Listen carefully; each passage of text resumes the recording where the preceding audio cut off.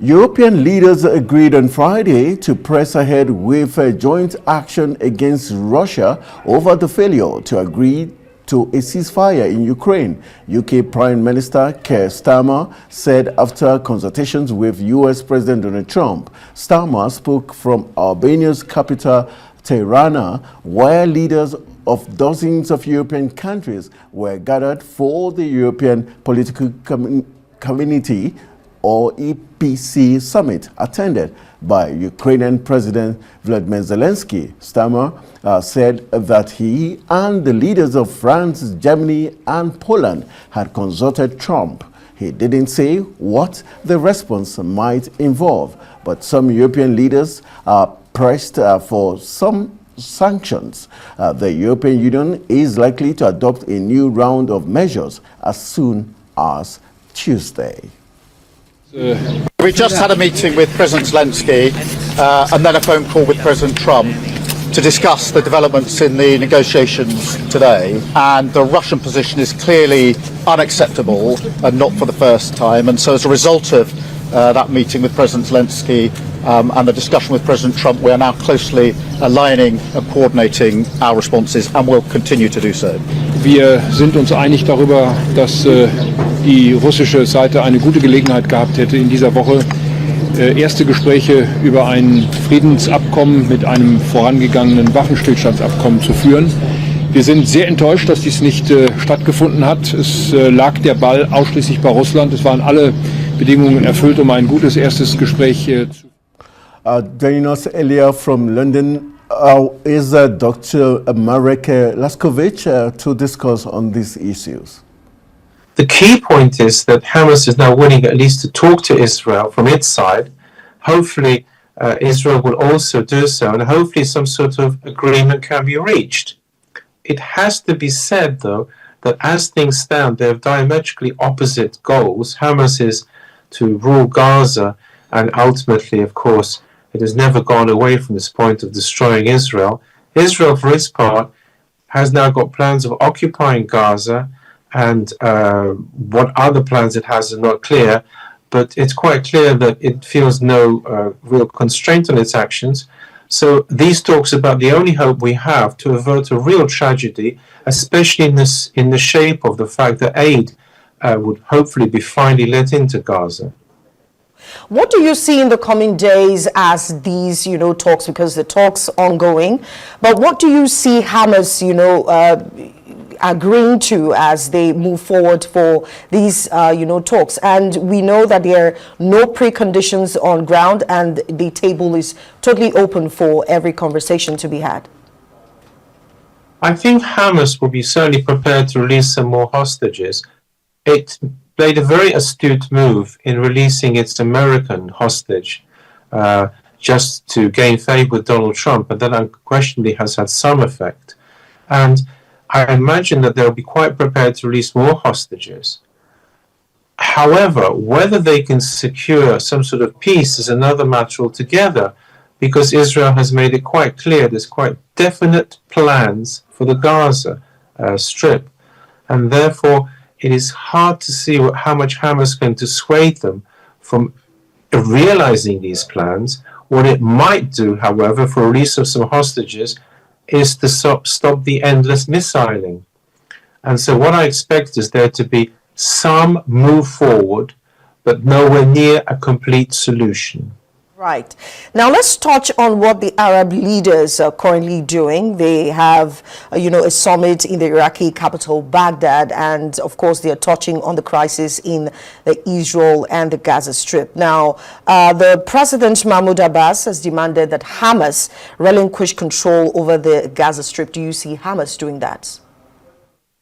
It's hard to see Hamas relinquishing control, and there is a further problem.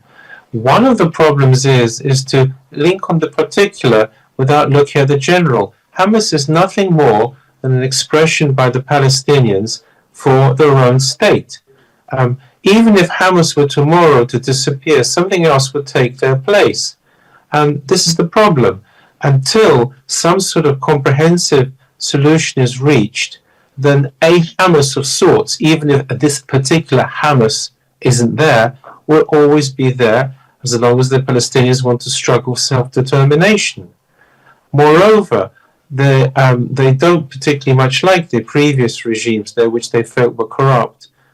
Something about this is said about Hamas too, but insofar as one can tell, the Gazans prefer Hamas to anyone else, and therefore from this point of view, not only will Hamas relinquishing is unlikely, but is unlikely even to achieve much unless a comprehensive peace settlement is on offer, which Benjamin Netanyahu has made it quite clear that on his watch, no two-state, that means a Palestinian-Israel state, will ever emerge.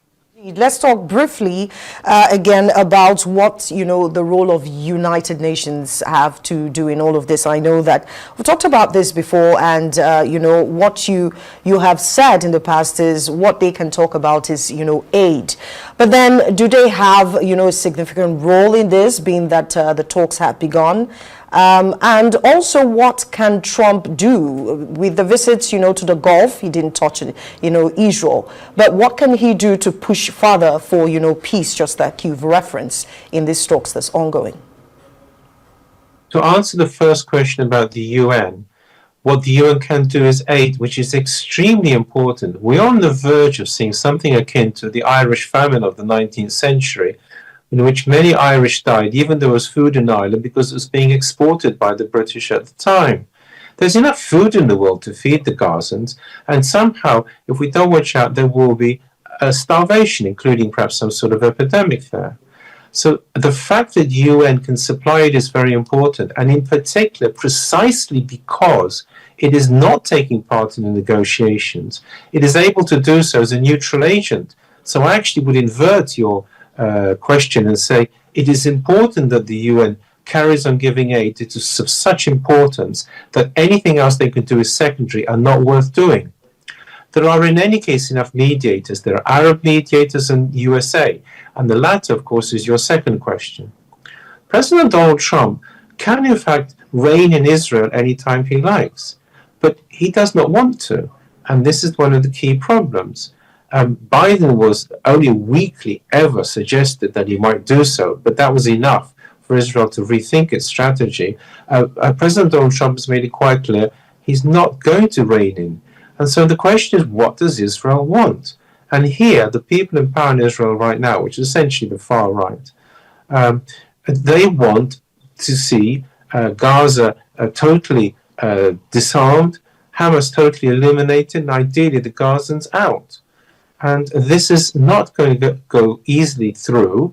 And the Gazans, for their side, want to see themselves as a Palestinian state. And this is what I was referring to previously, that there are such incompatible goals, it's hard to see how they can agree. So back to your second question, Donald Trump could act. He has the means to act. He could play an important role, but at present he isn't. So my answer to you is that he should therefore start playing a role. Right. That answers the question on the United Nations, of course, playing a role as regards, providing and ensuring that there's aid. Now, let's touch on the Russia-Ukraine issue. This is the first direct talks between Russia and Ukraine. What's your assessment of that meeting? Success, a failure, or a stalemate? Actually, I'm of the opinion it is a minor success so far, because the steps made by both sides are somehow discounted by the rest of the media. They have agreed to meet. This is actually a very important step. They have made a minor agreement about the prisoners of war, and yet at least it is an agreement of any sort at all. So this is important. But as for the rest, we're back to the same old story of two incompatible goals and loads of PR, especially from the Western side. President Putin never said he would attend the talks in person. He merely said they should be direct, which indeed they are. Perhaps the mistake he made, in my opinion, was not to send someone more important than the collection of aides and deputies which he sent. But nevertheless, they are taking place. From the side of the Ukraine, it's quite clear that President Zelensky has no intention of ceding any territory, certainly not de jure, which is to say legally, albeit he do so temporarily de facto. So it's hard to see anything constructive coming out of them at all. However, at least briefly, there is some conversation. The key question is, what will President Donald Trump say on Monday to President Putin? Right, we're looking forward to that response. Now, in follow-up to what you just said, Marek, Zelensky had accused Russia of being unserious or complacent before the meeting when he also sent his defense minister for the direct talks. How can one justify his seriousness as well? Well, the fact that Russia has turned up at all is actually very important in its own right. This should not simply be dismissed.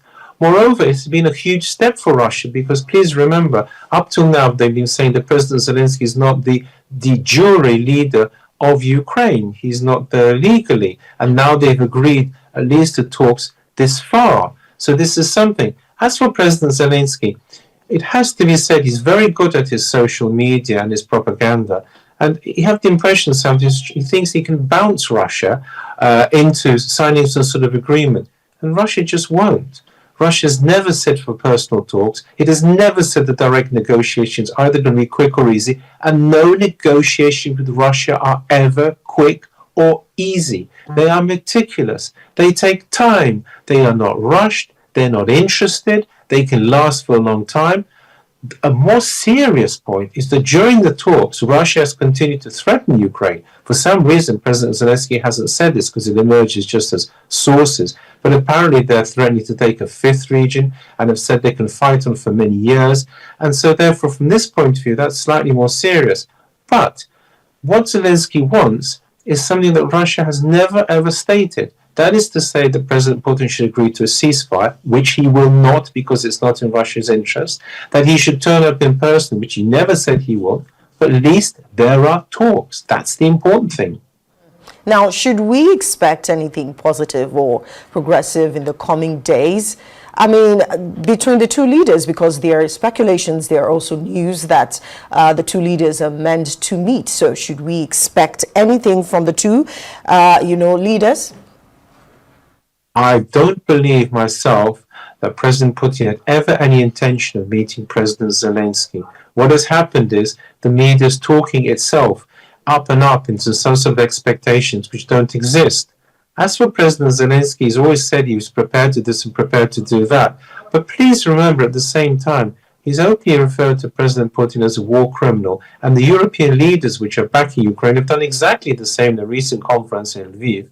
And so what I'm stating here is that there is a direct 100% difference between the Russians and the Ukrainians and their allies, the Europeans, to this extent that no immediate peace negotiations arriving at a treaty are possible, except if President Donald Trump manages to swing it. He could do that possibly by offering Russia, on the one hand, great economic benefits if it were to agree to a peace, and at the same time threatening it with sanctions if they don't. And that, I presume, is going to be the content of his Monday call.